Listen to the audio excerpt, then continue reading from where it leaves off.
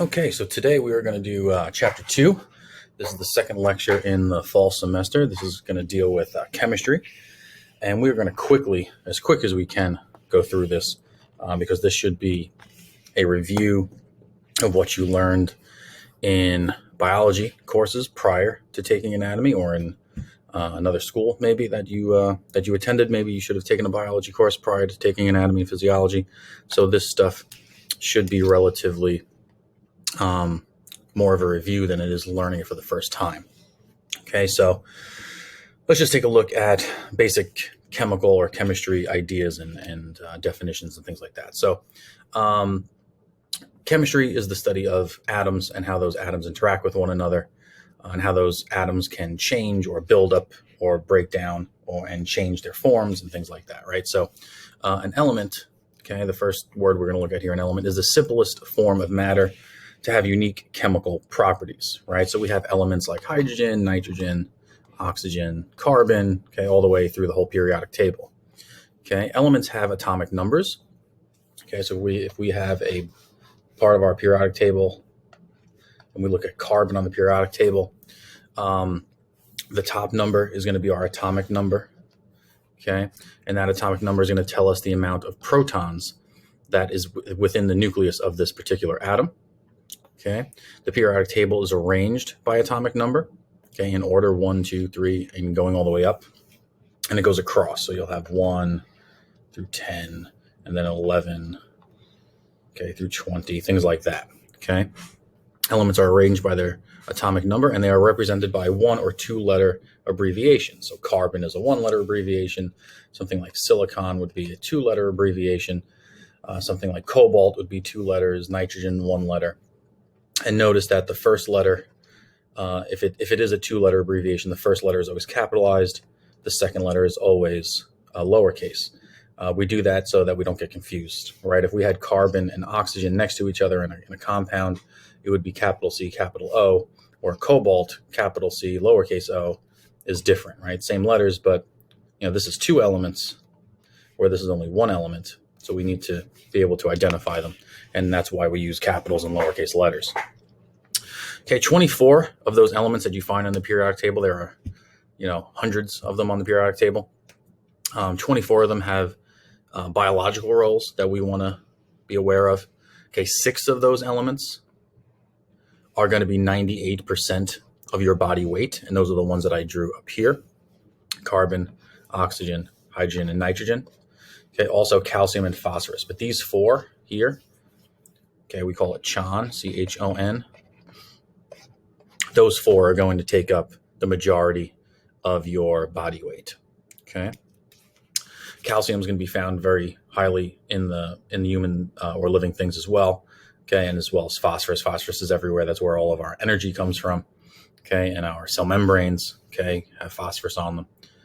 Okay, and then we have trace elements, which are present in very minute amounts, but they are important nonetheless. Things like zinc and iron, okay, and all those goodies. Okay, minerals also are things that are important to our bodies.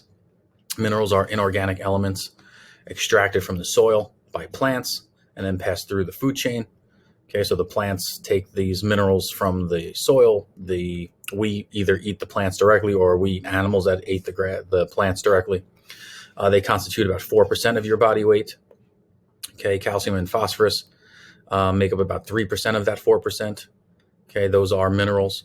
Okay, and the remaining 1% is chlorine, magnesium, potassium, sodium, and sulfur. They're important for different body structures. Calcium is for your teeth and your bones, things like that. Okay, sodium is really important when talking about the sodium-potassium pump and keeping your muscles from cramping up all the time, and being a buffer and being electrolytes and things like that. Sulfur is really important in the folding of proteins. Okay, so those things are going to be very important in your body as well. Okay, they are important in enzyme functions and as electrolytes, like I just mentioned. Okay, which are mineral salts, right? Sodium chloride, potassium chloride, okay, KCl, potassium chloride, and NaCl are electrolytes that you would find in the human body. Okay, this is what we call a Bohr model. Okay, there's a a chemist many years ago whose last name is Bohr. Okay, and he came up with this thing called a Bohr model. Okay, and a Bohr model shows you that protons and neutrons, which are positively and neutral charged particles, are found in the nucleus of an atom, and that's what these are, right? Okay, so the purple things are the protons, so they have a positive charge. The gray spheres are neutrons, which means they don't have any charge, and then they are held in a nucleus in the center, and then around the nucleus you have these rings of electrons. Okay, these little blue things are called electrons, and those electrons are negatively charged. So we have positive, neutral, negatively charged. Okay, and they float around the outside of the nucleus. And basically what Bohr did was he came up with this way of drawing atoms in a two-dimensional way so that we can see all the subatomic particles. That's what these are, subatomic particles. Okay, protons, neutrons, electrons. And every different atom is going to have a slightly different amount of protons, neutrons, and electrons. That's what makes them unique. Okay, so if we took carbon, for example, carbon on the periodic table is 6 on the top of the box on the periodic table, the letter C, and the number 12. This number 6 is the atomic number. It tells you how many protons. So there are 6 protons, and there should be 6 protons in this picture. We only see 4 of them, but there should be 2 more hiding in the back somewhere. Okay, the bottom number is called the atomic mass, and the atomic mass, so this number 12, is equivalent to whatever's in the nucleus. Okay, so we know that protons and neutrons are in the nucleus. So 12 is the amount of protons and neutrons in the nucleus. Each proton and neutron weigh 1 AMU, what we call an AMU, atomic mass number. Okay, so if we have 6 protons, because we know that from the atomic number here, and we don't know the number of neutrons, but we know that the atomic mass, the mass of this nucleus, because that's what the atomic mass is, the mass of this nucleus. We know that the mass of the nucleus is 12, and each one of these things weighs 1 each, right? All we have to do is subtract the protons from each side, and that leaves us with n equals 6. So we know that there are 6 neutrons, and that tells us right here, 6 neutrons, 6 protons. And how do we know that there are 6 electrons? How do we know that? We know that because all atoms that are on the periodic table are considered to be neutral atoms.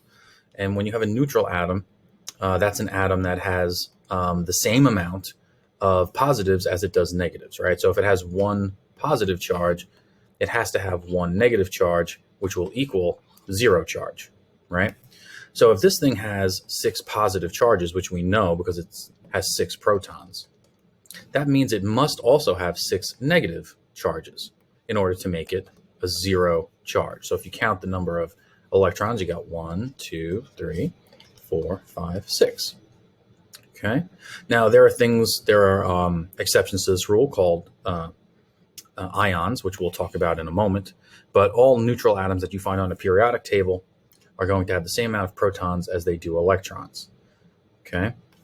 If we take a look, let's take a look at sodium, because sodium's a little special. Sodium has the number 11 on the top, okay, Na, and I believe the number on the bottom is 23. Okay, so that means here's my atomic number. Okay, yeah, atomic mass 23. Okay, atomic number is 11, so in this nucleus we should have 11 positive charges. Okay, and that's written right there, 11 positive charges. Okay, I know that the atomic mass is 23, which means that is the weight of my nucleus. That's the weight of this entire nucleus. So 23, and what's in my nucleus? Protons and neutrons are in my nucleus. I already know that there are 11 protons, so 11 plus n equals 23. If I subtract 11 from each side, that leaves me with n equals 12. So that means I have 12 neutrons in sodium, which is right there, 12 neutrons. I also know that this is a neutral atom because it's on the periodic table. Okay, so if I have 11 pluses, right, I have 11 protons, 11 pluses, I must have 11 negatives in order to give me a 0 charge or a neutral charge. So if we go 1, 2, 3, 4, 5, 6, 7, 8, 9, 10, 11. Okay, so that's how you would draw a Bohr model. Okay, so be able to identify those and also be able to make those, right? Be able to make those things. Now, how do you know about the rings? Okay, what about the rings? How do you draw these rings? Okay, well, there's a rule. The first ring of any atom can hold up to 2 electrons. So we see 1, 2, 1, 2, 1, 2. It doesn't matter how many they have. The first ring that they have always has 2. Every ring after that can hold up to 8. Okay, it doesn't have to hold 8. Okay, but it can hold up to 8. Okay, carbon only has 6 electrons. Right, 6 electrons. So it has 2 in the first ring, and because the first ring can't hold any more electrons, you have to add another one and add the remainder. Right, if you took 2 away from 6, that leaves 4. So you got 1, 2, 3, 4. Nitrogen has 7 electrons because it has on a periodic table it looks like this. Okay, so you'd have 7 protons. Okay, so there are 7 7 protons in the nucleus, which means if it's a neutral atom, it has to have 7 electrons as well. So 2 can go on the front on the first ring. If you take 2 and subtract it from 7, that leaves 5 left over. 1, 2, 3, 4, 5 go in the next ring. Okay, here if we look at sodium again, there are 11 electrons. Okay, so 2 in the first one. The second ring, or every other ring after the first, can hold up to 8. Okay, so we have 11 minus 2 leaves me with 9. Okay, I can take 8 of those 9 and put them on the second ring. 2, 3, 4, 5, 6, 7, 8. So I minus 8 from that. That leaves me with 1 left over. I can't fit it on that ring, so I have to make another ring, which leaves me with that last electron. And that gives me a 0 charge. Okay. Now, when you mess around with the amount of electrons and the amount of neutrons, you mess around with the different numbers on that periodic table, and you mess around with the characteristics of the atom. So an isotope, oops, sorry, I do that all the time. A isotope is when you change the number of neutrons in an atom. So if you add or subtract a neutron from an atom, it's going to change, it's going to be called an isotope, but it's also going to change certain things about that atom, right? So let's take a look at a periodic table again. Let's look at carbon again because it's nice and easy. Okay, now normal carbon, we said has 6 protons because of that number. It has 6 neutrons because all you have to do is take 6 and subtract it from 12, and you get the amount of neutrons. And we know that it has to have 6 electrons because in order for it to be neutral, it has to have 6 pluses and 6 negatives. So we got that. But if I change the amount of neutrons, right? Let's say I took a neutron away. If I took away a neutron, that's going to change this number, right? Because neutrons are in the nucleus, and this number is the mass of the nucleus. So if I'm changing the weight of the neutrons, I'm changing the weight of the atomic mass, right? So instead of this being 12, if I took a neutron away, this would make this number 11. If I added a neutron, let's do that. Take that away. Okay.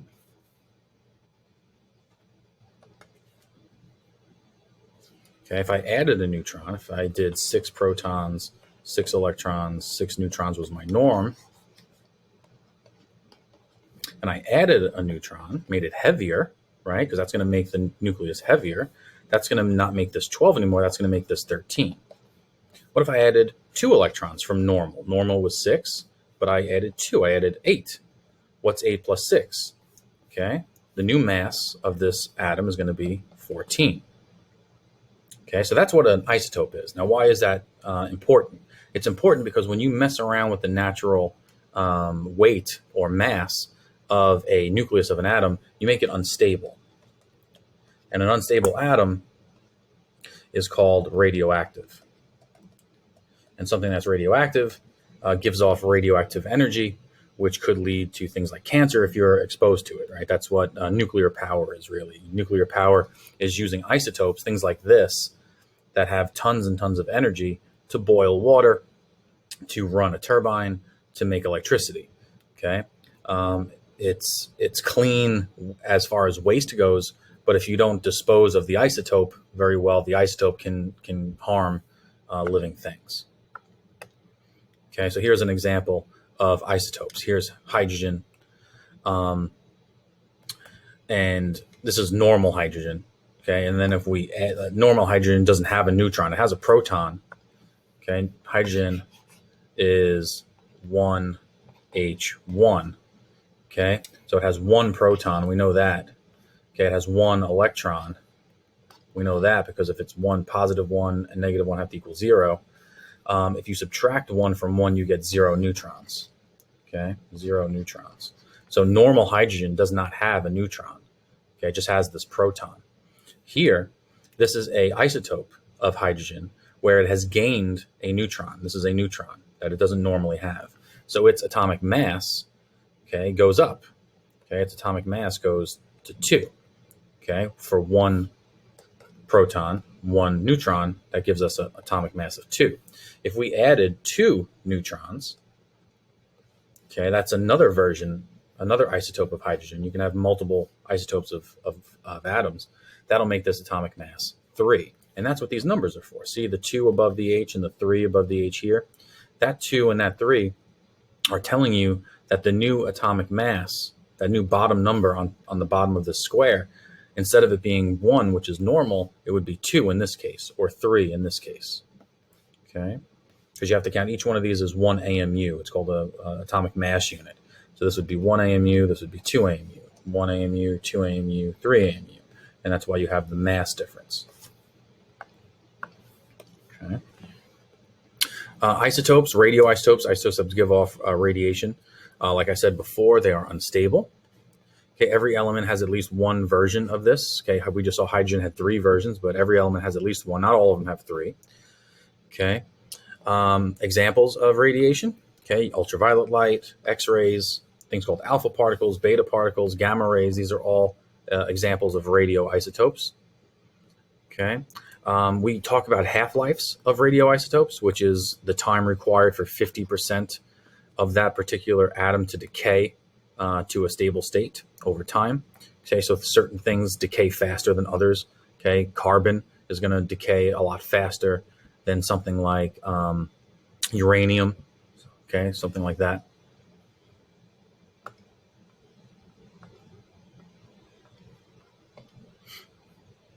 Okay, an ion. Let's talk about ions now. Okay, that's another way to alter an atom.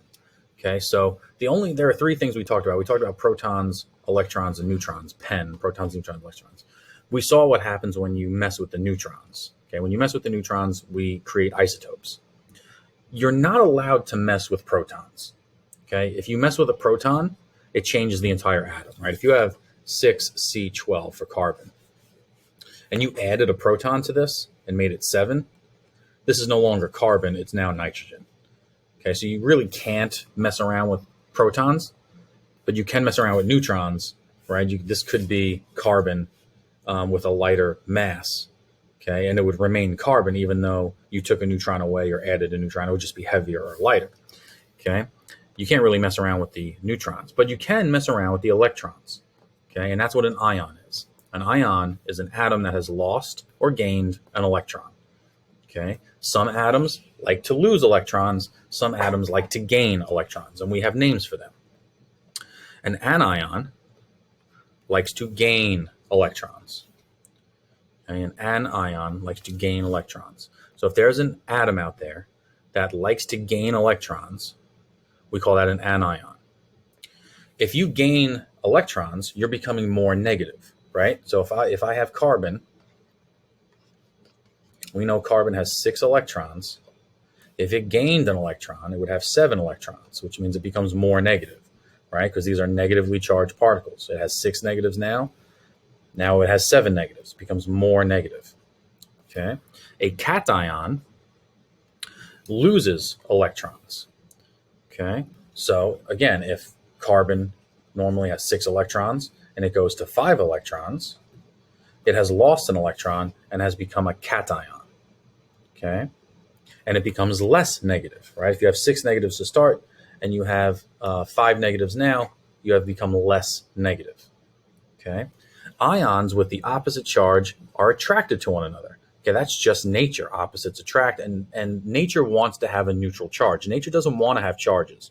Nature would prefer to have neutral charges. So let's take a look at this diagram. Okay, so we have sodium and chloride here, sodium and chlorine, which will give you sodium chloride. Okay, here is sodium. Sodium has 11 electrons, which is going to mean that its last ring has 1 electron on it.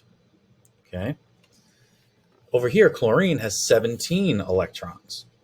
Okay, we know that because its atomic number is 17, which means it has 17 pluses, 17 negatives.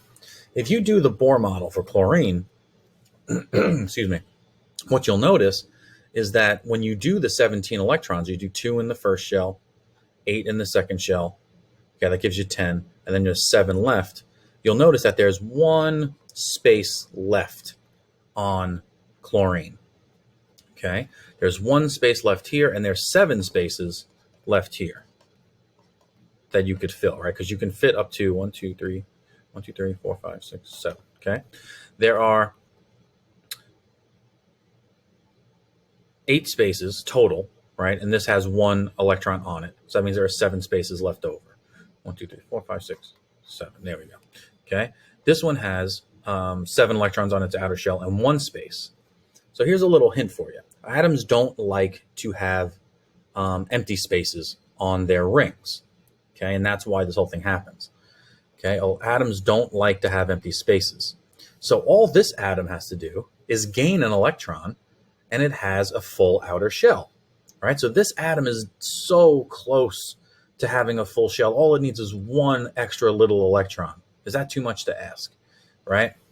And this atom is so close to not having, if it just gives up this electron, it would then just be left with a full outer shell underneath it, right? This whole shell would go away if this electron left.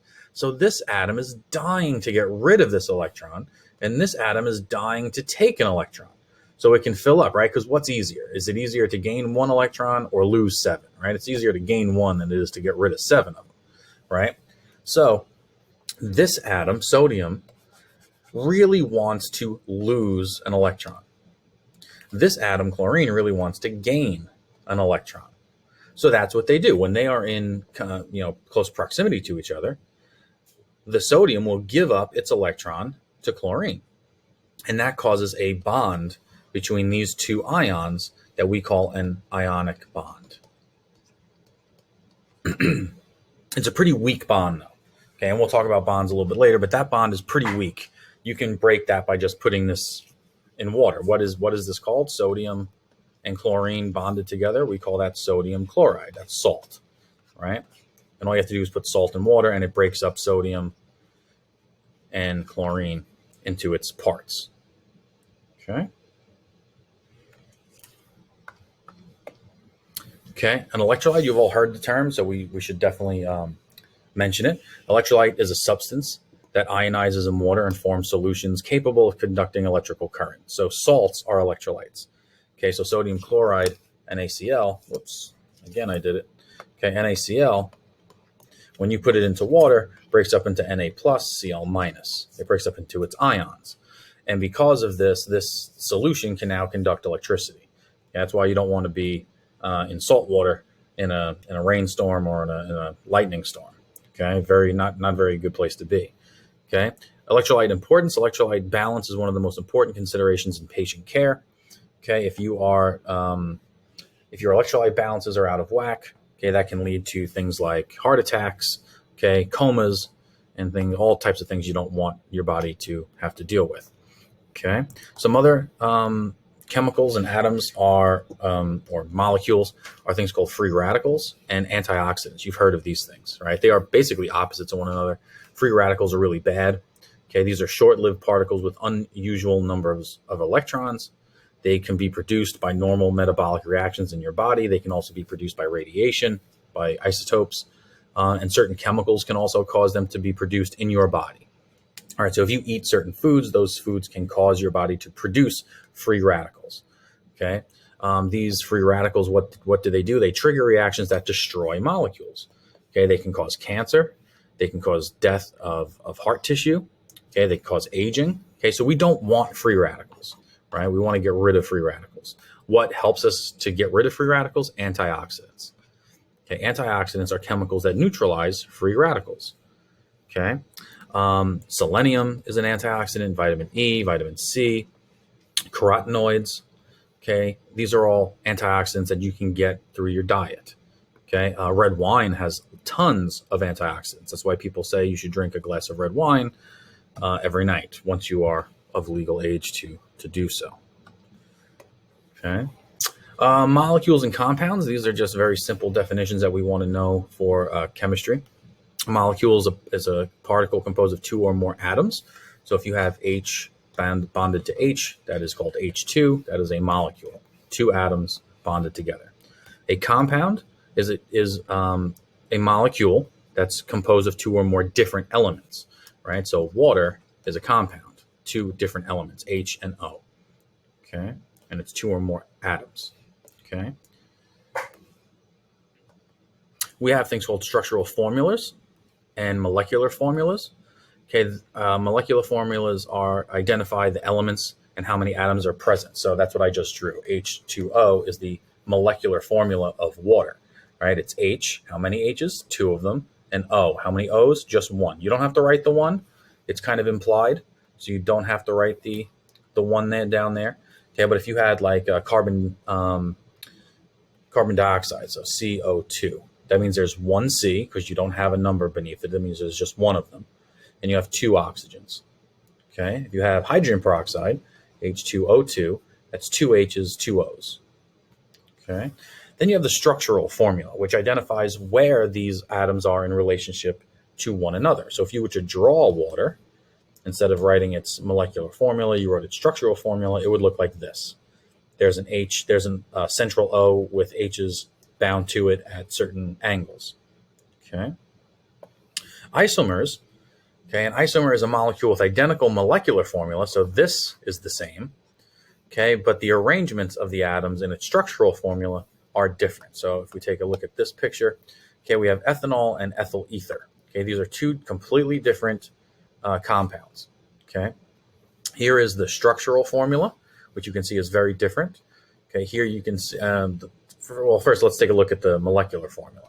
Okay, ethanol is C2H6O, which means there are two carbons, six hydrogens, one oxygen. The same exact thing for ethyl ether.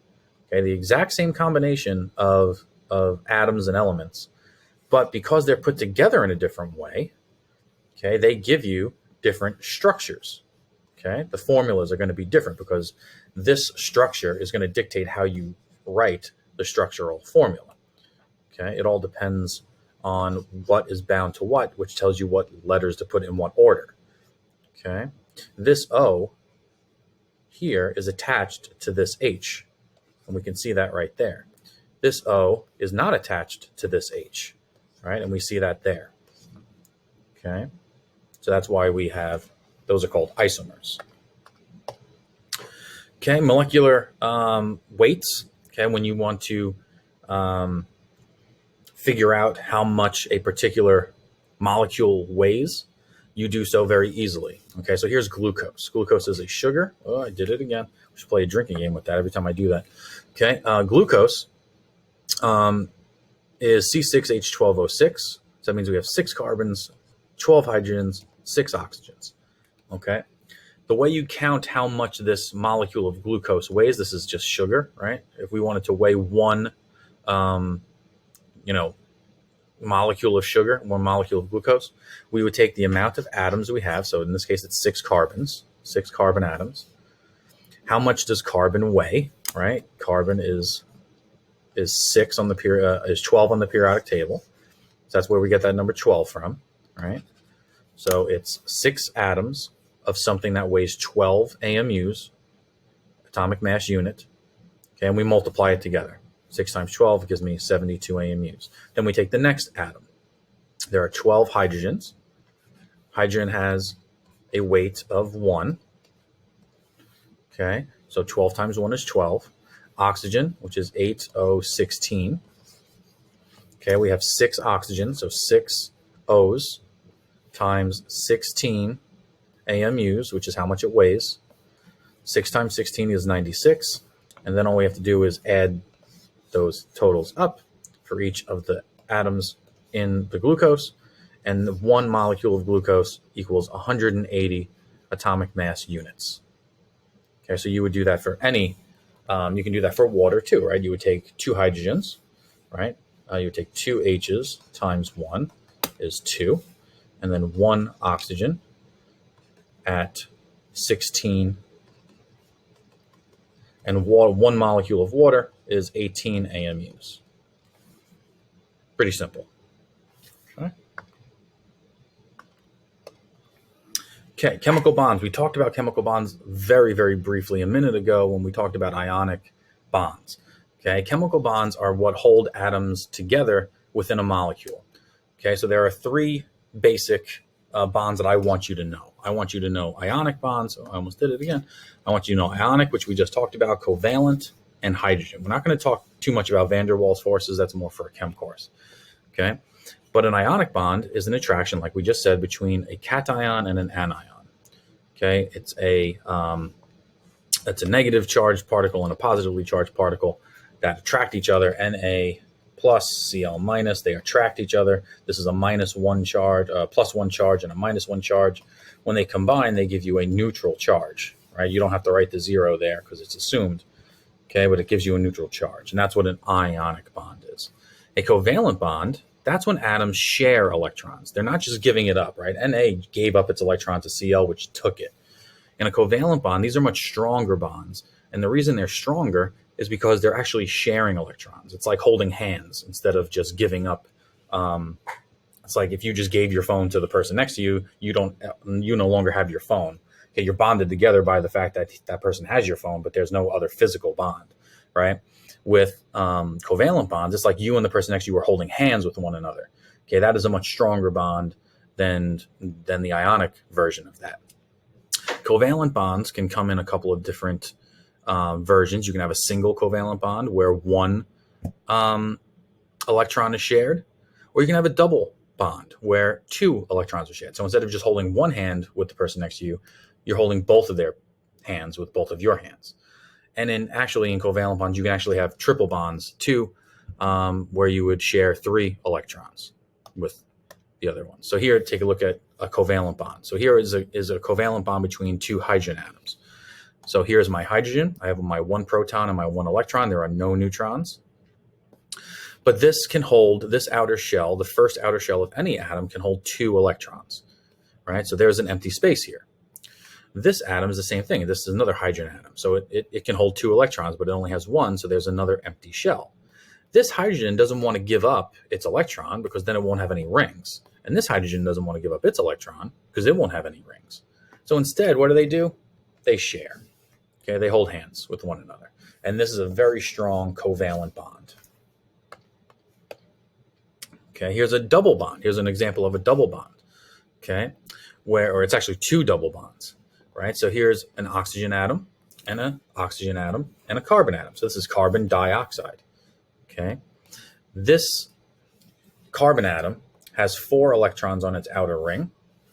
Okay, which means it has 4 empty spots, right? Because carbon is 6. I did it again.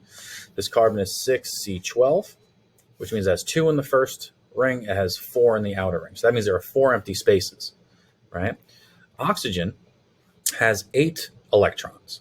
So 2 in the first ring and then 6 on the outer ring, which means it has 2 empty spaces. So what they do is they fill up, they share with one another. So the carbon atom shares its 4 electrons with the oxygen atom's 6 electrons, and they fill each other's outer rings up. Okay, so one of these belongs to, 2 of these belong to the oxygen, 2 of these belong to the carbon, 2 of these belong to the oxygen, 2 of these belong to the carbon, and they share. Okay, and they form double bonds here. Okay, so this oxygen is sharing 2 electrons. This carbon is sharing 2 electrons. So 2 are being shared here, 2 are being shared there. It's like 2 hands holding each other, and the same thing on this side. Okay, so that's a double bond. Then you have the weakest of all the bonds. Okay, this is even weaker than ionic bonds, and this is called a hydrogen bond. It's not even really a bond, right? Because what were the two other bonds, right? An ionic bond and a covalent bond both dealt with the electrons. Both dealt with the electrons of atoms, right? In ionic bonds, these were given away or taken, and in covalent bonds, they were shared. Correct? So in hydrogen bonds, that none of that actually happens. Okay, this is a weak attraction between atoms that are differently charged or polarly charged.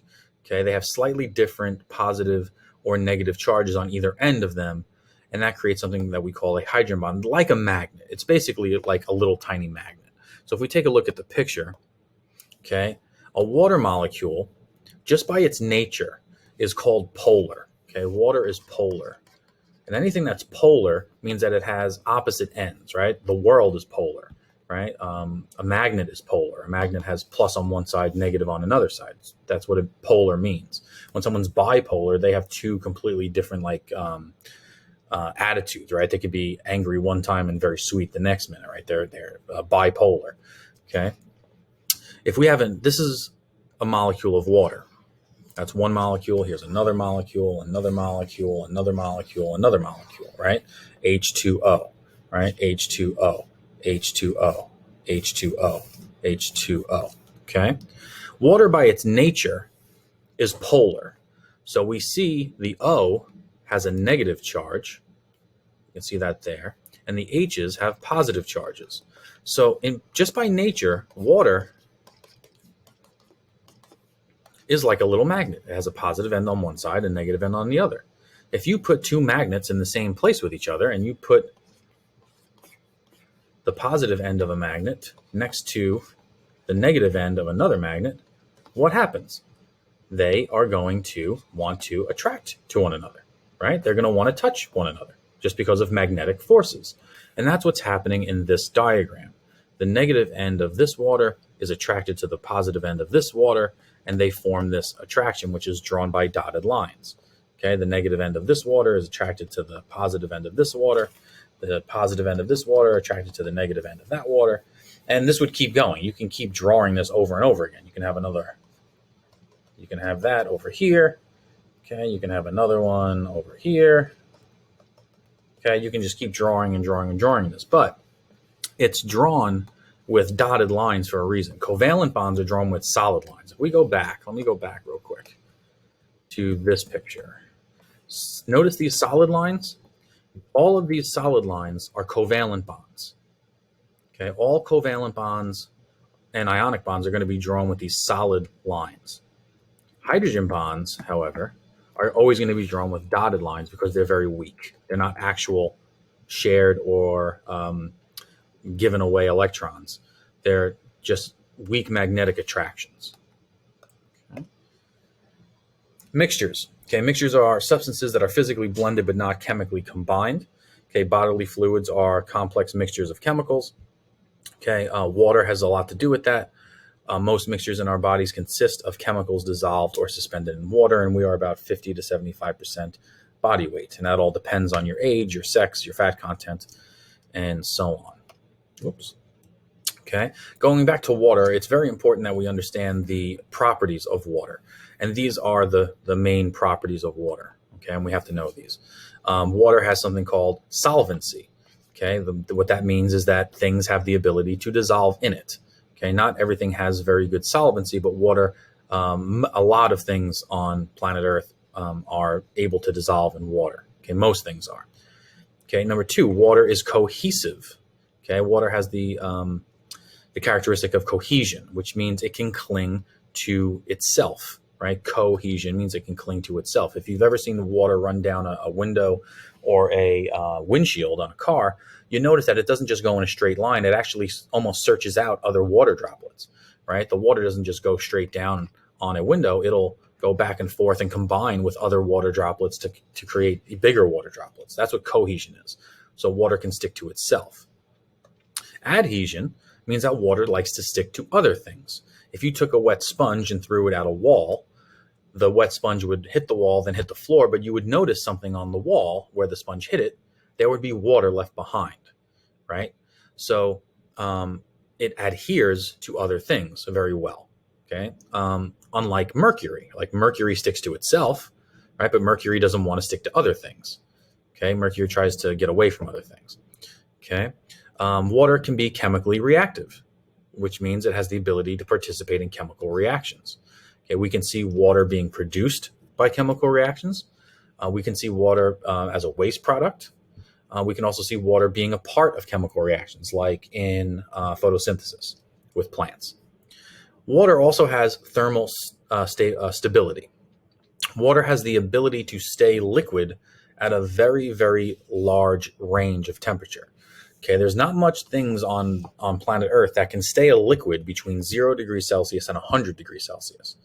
Okay, things either evaporate at very low temperatures, or boil at very low temperatures, or they freeze at certain temperatures. But there's not a lot of things that have that much of a range that can stay a liquid for such a long time, as far as temperature goes, and that's a really important characteristic of water. Okay, a solution. This is different than a mixture. A solution consists of particles, which are called the solute, mixed with more abundant substances. A lot of times it's water. It doesn't always have to be. And that water or that substance is called a solvent.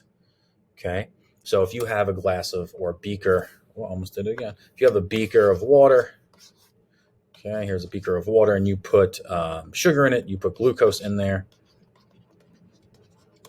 Okay, the water is the solvent, and whatever dissolves in that water is called the solute. Okay, sometimes if you only add a little bit of sugar, you won't be able to see it. It'll dissolve evenly. If you add too much sugar, if you've ever added too much Kool-Aid mix or too much iced tea mix into or too much sugar into your iced tea, you notice that it doesn't dissolve. It just stays at the bottom, right? And that means there's more solute than the solvent can dissolve, right? We call that supersaturated.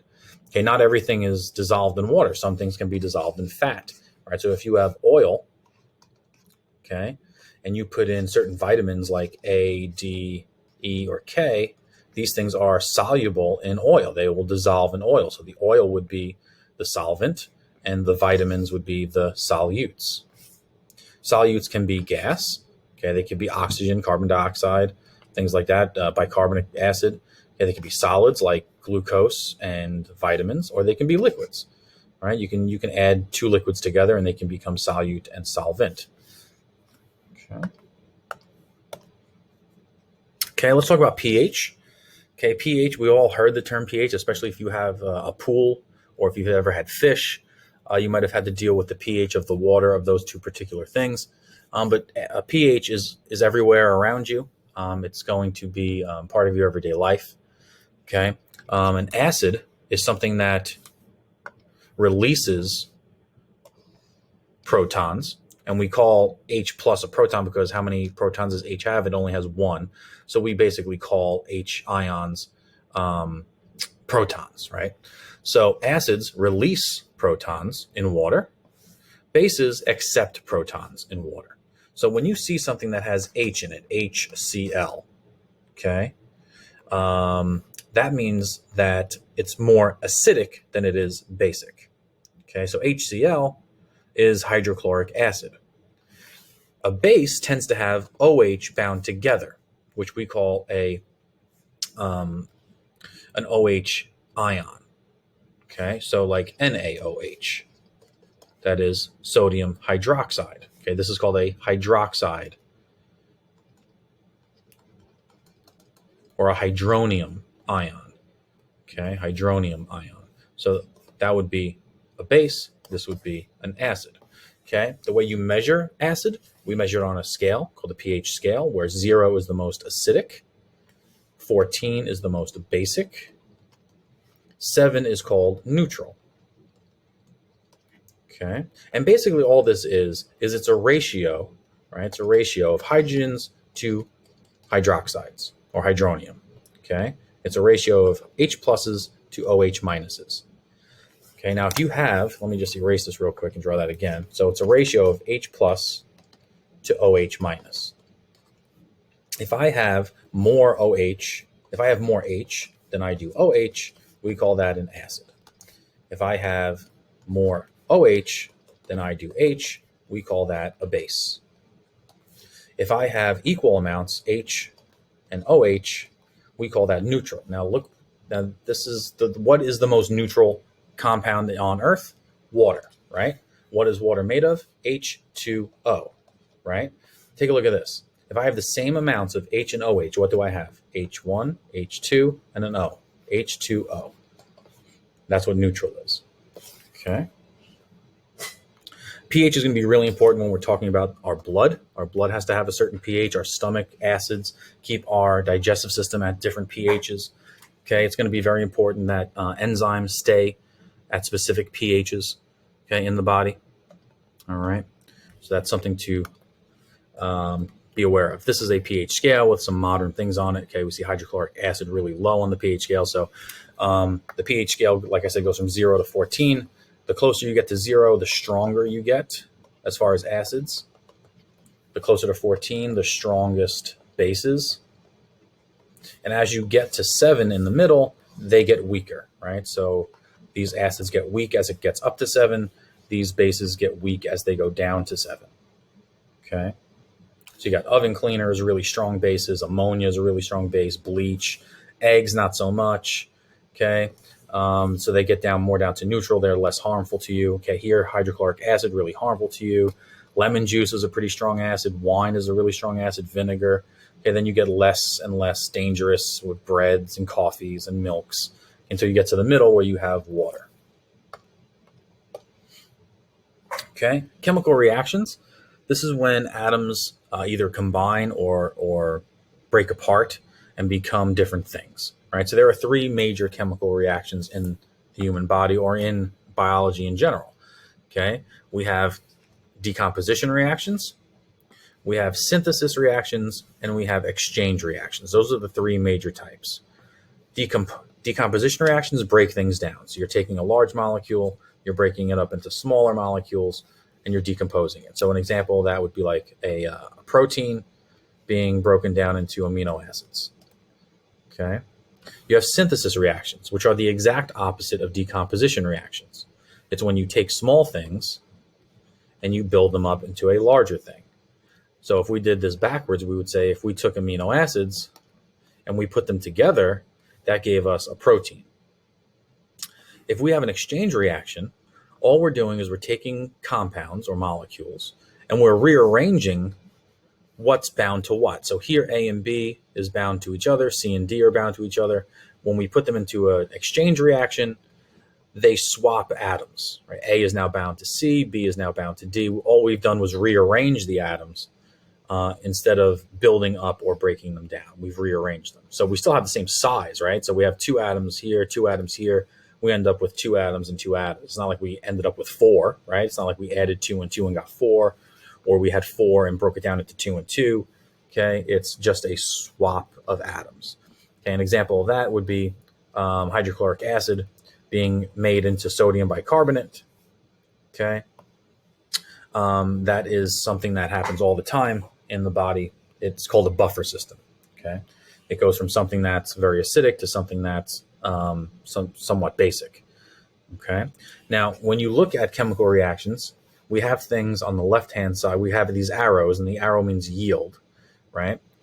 So if I wrote cellular respiration equation, right, a very simple one, it would be like oxygen plus glucose yields ATP plus water plus carbon dioxide. Okay, that is a chemical reaction.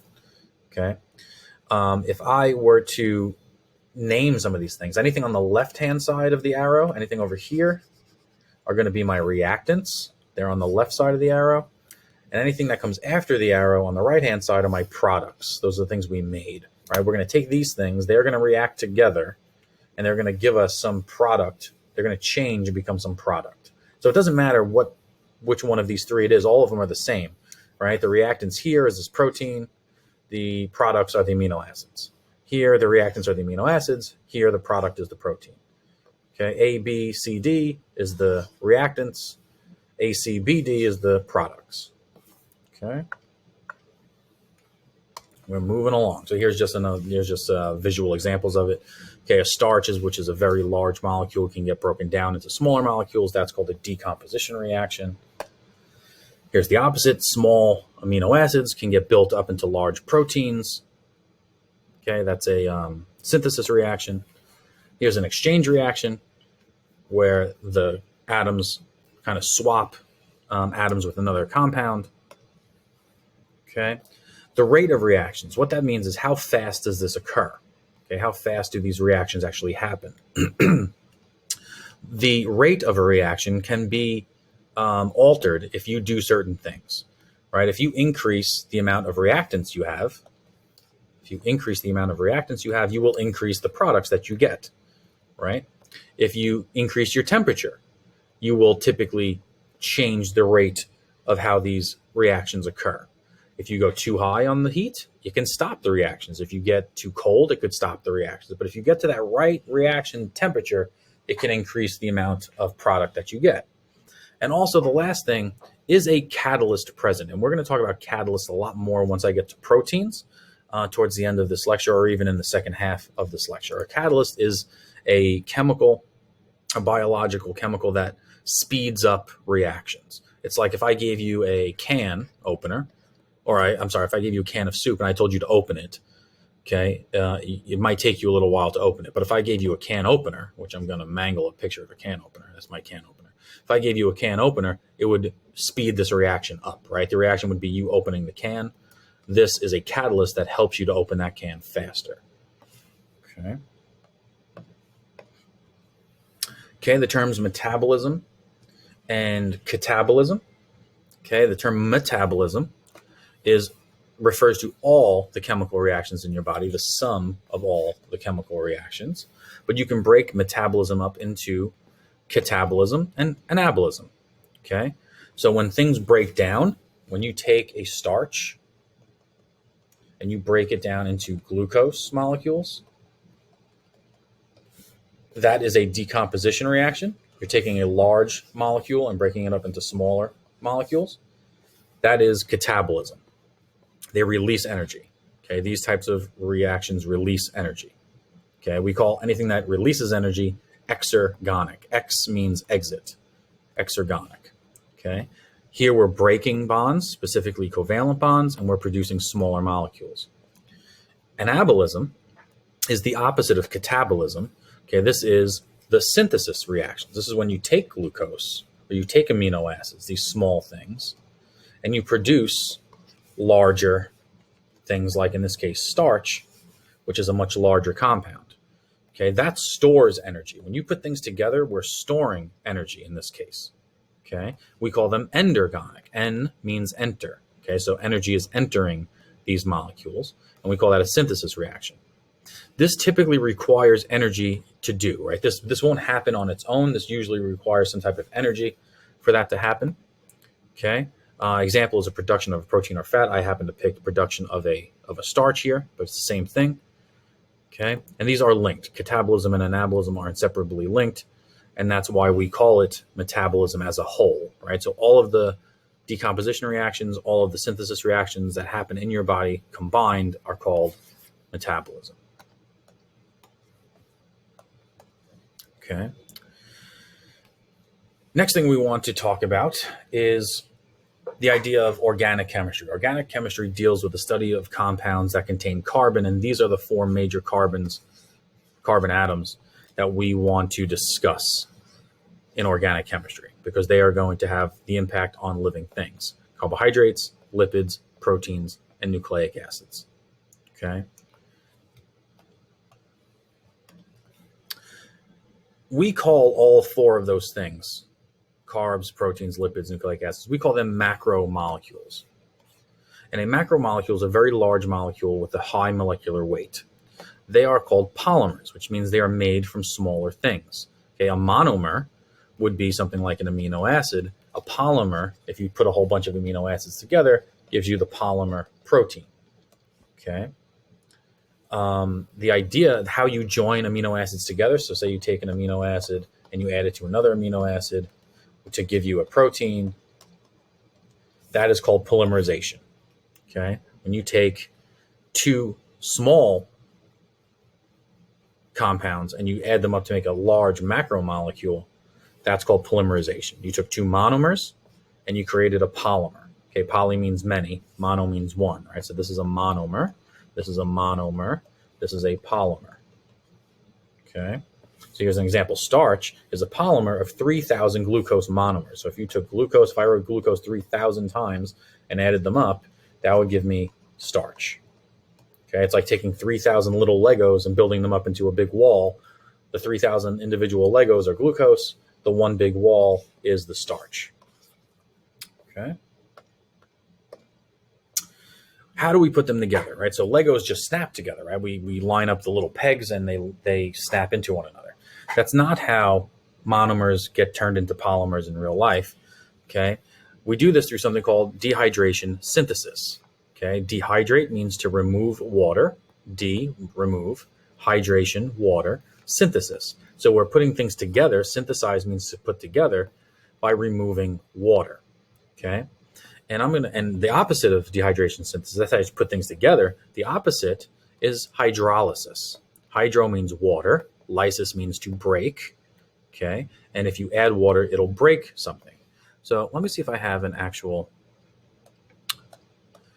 picture of this. I do. Okay. So here we have a monomer. Here we have a monomer. We want to put them together to form a polymer, or in this case, they're calling it a dimer because it's only two things together. Okay. This monomer has an OH on it because OH is very common in all of these monomers, okay? And this one has an OH on it. If what we have to do, the way that things create covalent bonds or ionic bonds is we have to have empty spaces on those outer rings of electrons. Right now, these two monomers don't have any free spaces, right? This space is completely taken up by this OH, and this is completely taken up by this OH. So it's like, think of like a power cord that you have the ability to plug multiple things into, right? A power strip. If we have this power strip and it has four open slots in it, but you have four plugs already in there, right? You have four plugs plugged in. How can you, and you have another power strip here, or if you have another plug here, say you want to charge your phone, right? You can't put it into this power strip because it's all filled up. So what do you have to do? You guessed it, you have to remove. Okay, you have to remove one of these plugs. And if you remove one of the plugs, that makes room for this plug. So that's what we're going to do here, okay? We're going to open up some space for this new plug to be made, right? So we're going to take away an H here, and we're going to take away an OH here. And that is going to open up this oxygen to bond to whatever's over here, right? This stick now has an opening at the end, and this oxygen has an opening at the end. So they bond together. But we've taken away an H and we've taken away an OH. What did we take away? H2O. So if we take away H2O, that O, this O here, can now bond to this orange monomer. And now we have a connection. This is a covalent bond between two polymers to give us between two monomers to give us a polymer. And all we had to do was remove water. We removed an H from one monomer, we removed an OH from another monomer, H2O, and that's what we took out. The opposite of dehydration synthesis is hydrolysis. So we're going to take that dimer, we're going to take the end product, okay, and start with it now. And we're going to add water to it. We're going to add H2O. And once we do that, that H is going to go back to where it came from, that OH is going to go back to where it came from, and those two monomers are going to split apart. So if this was an amino acid, and this was an amino acid, or a glucose and a glucose, this could be, if it was amino acids, this would be a protein, this whole thing would be a protein, or if it was glucose and glucose, this whole thing would be a starch, right? If this whole thing was a starch, and we added water to it, it broke it down into glucose and glucose. And all you have to do is either take water away to put it together, or take water out to break them apart. I know we're going quick, but it's just what we have to do. This is where we're going to end for now. Okay, we'll do the next lecture, and we'll go through each individual macromolecule. We'll talk about carbs, we'll talk about proteins, we'll talk about lipids, we'll talk about nucleic acids, and that will be the next lecture. So thanks for listening. I appreciate it. If you have any comments or concerns or questions, please leave them in the comment section. Have a good one.